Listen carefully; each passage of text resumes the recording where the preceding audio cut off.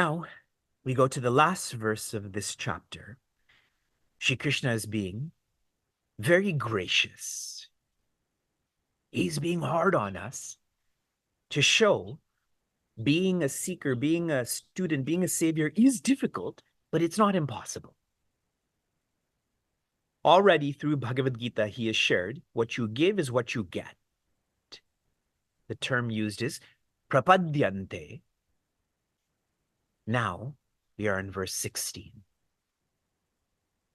Everyone is a bhakta. Everyone is trying to be divine or joy, but not everyone is the same in terms of intensity. Another important verse. Chaturvidha bhajante mam jana sukriti Arjuna artho jignasur artharthi jnani cha bharatarshabha. Joy. Chatu, that means four. A system of four, just like we studied in terms of the colors of our personality. We explored Varna in chapter 4. Chaturvidha, there is a system of four. What do? Bhajante. They live mam for me. There are 4 degrees of seekers who are giving to me. How do they give to me? Sukritaha. Janaha, these people engage in sukritaha. They do that which is good. Do that which is good. Anything that is done for Mam, that is Shri Krishna, that becomes good. And the implication of this 1/4 is, it's not about what you do, but rather about why you do. If you're engaged in a lot of doing, but it's not for joy and divinity, then you're not doing anything. But if your why is Mam, as in Shri Krishna, divinity, joy, then that becomes Sukrita. That is goodness. So here's the classification. How many of you have studied this verse well before? You know what I'm about to teach? Few hands. I'm going to reorient this from least intense to most intense. Here's the least intense. They're known as Artha. Artha. They live for Shri Krishna when they are in adversity. They remember Shri Krishna when they are in pain. Like for those who take cold showers or cold bucket baths, what do you say? Om Namah Shivaya. You never remember Bhagavan Shiva other than when you feel the pain of cold water. That is Artha. More intense is the Artharthi. Artharthi. Artha means prosperity. Arthi, the one whose purpose is prosperity. They live and remember Shri Krishna for prosperity. That's more intense. The first, I want to come out of pain. The more intense, I want to come into prosperity. When you go to the mandir, when you sit at your altar, what do you pray for? Some level of prosperity, right? Job interviews coming up. Shadi.com, you need more hits. My grandchildren don't listen to me. That's all Artharthi. It's about articles, beings, circumstances. Then more intense. And lots of people have this name, including in our community. Jignasa. Jignasa, the one who remembers and lives for Shri Krishna because they want peace. They're striving to know peace. And the most intense. It's even wrong to put them in this classification, but nonetheless, a jnani. It is not someone who wants peace, but someone who is peaceful.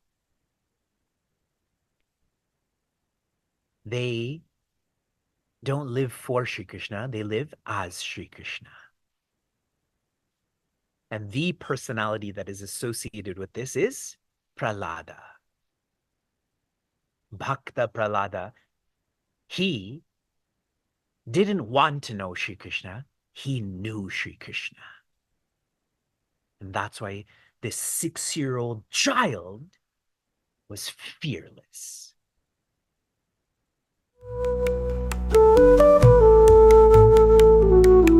Lives inside. And now we're exploring verse 16, where Shri Krishna describes all humans as bhaktas. However, what humans are living for decides how close they are to Bhagavan. In our framework, starting at the bottom, there are some who remember the divine to be in relief. They're experiencing adversity or pain, and they want to be in relief, so they remember divinity. A traditional example of this is Devi Draupadi. When she was being disrobed, finally, she let go of her sari and put her hands up and said, "Hey, Krishna." She remembered Shri Krishna to come into relief. And this is a very powerful part of the Mahabharata, because prior to remembering Shri Krishna, she remembered everyone else. Her husband, her relatives, the leader, and then finally she remembered Shri Krishna. And what's amazing about this, she was in a city, he was in another city. As soon as she remembered him, he got up out of his throne and started running towards her. That's the power of this remembrance. The second degree of bhakta is not a artha. Artha spelled A-R-T-A. But more evolved than that is artharthi, A-R-T-H-A-T-H-I. It is someone who wants to come in to prosperity. They remember the divine to be in relief. They remember the divine to be in prosperity. And the classic example of this is Sugriva. When Sugriva's prosperity was taken away, then he remembered Sri Rama for his prosperity to come back. And for all of us who've studied the Ramayana, how temporary his remembrance was. As soon as he got that prosperity, he forgot Sri Rama again. Then Sri Lakshmana had to come and give him Kadai. And then he started to remember Sri Rama again. More evolved than this is the Jignasu. Artha, Artharthi, now Jignasu. The one who remembers the divine to be in peace. Sharing in a very straightforward way, there's nobody in this community who should be a artharthi. Every one of us is already in prosperity. Everyone should at least be a jignasu, where you've grown out of living for prosperity and are now growing into living for peace. And the traditional example of that is Janaka. Raja Janaka, it is well known that his mind only goes towards peace. In the Ramayana, when he sees Sri Rama, he doesn't know that this is the Sri Rama. And so he says to Rishi Vishwamitra, who is this? My mind only goes towards peace, and I can't stop thinking about who this is. And Rishi Vishwamitra was so happy because they're so evolved, they just understand at a different level. And now the most evolved, one can't even call them a bhakta. They are Bhagwan. They are not ones who remember the divine to be in anything, in relief, in prosperity, in peace. They are in peace.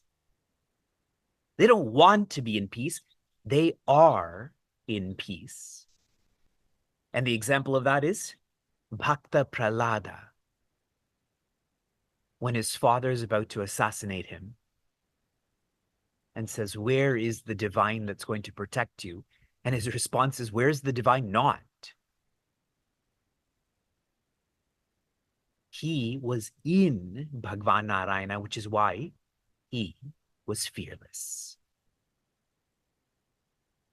As we end this chapter, my reflection for all of you is, why do you remember the divine?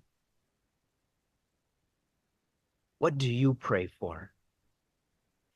With our children, I'm trying to guide them at the beginning of their day, before they eat, before they shower, etc., to offer this prayer. Here's how it goes. Number 1, we love you, Bhagwanji. Number 2, thank you for everything. Number 3, please help us to be responsible. Number 4, they can say what they want, which is usually model trains. See how I try to start them at being a jnani, then a jignasu, then an artharthi, and finally an artha. They're in pain because they don't have model trains. Fine, pray for it, but start with, we love you, Bhagwanji. This chapter is completed where Shri Krishna shares that jignasu becomes the jnani,